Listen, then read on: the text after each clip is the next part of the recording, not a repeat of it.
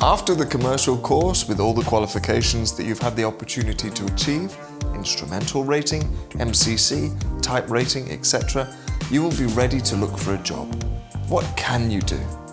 There are basically 3 paths that you can take depending on the qualifications you've achieved. The first is to join a commercial airline as co-pilot.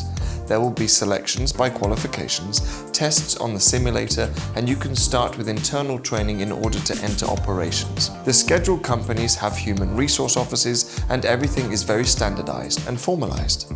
You have to undertake an online application, interviews with the psychologist, and complete various steps, but then you'll have done it. The second way is that of the so-called non-scheduled companies, or air taxi. The presentation methods are the same, but normally the qualifications you will need to have will be more specific and the shift work will no longer be scheduled. You will have to give more availability because you fly according to requests. However, it is a highly interesting and varied job, and you will be in direct contact with the passengers, the handlers, and providers, so there will be more responsibility and more commitment.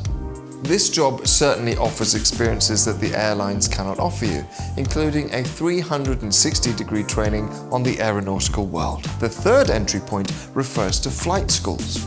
At the end of your journey, you can decide to invest the last part of your budget in qualifying as a flight instructor and maybe stop in your academy to play this role. It takes a lot of passion and propensity to teach, but certainly the rewards are enormous when you follow a student from the first steps of his training until he becomes your colleague. One last piece of advice. The pilots market fluctuates massively. There are years in which it looks for hundreds of pilots and years in which not even the captains with thousands of flight hours can find employment. We recommend, in addition to looking for a job as a pilot, you try to approach the aeronautical world in all directions. Joining a company as a dispatcher, assistant, or even a secretary will give you the opportunity to understand this complex world from the inside. As much as flight schools prepare you in the right way, you then have to be on the spot to understand the particularities, make yourself known, and continue to grow professionally by adding skills to your curriculum, all for that time when it will appear on the right desk. The last answer you will of course be craving for by the end of all these tutorials is this: how much does a pilot earn? Do not trust whoever shoots figures at you at random.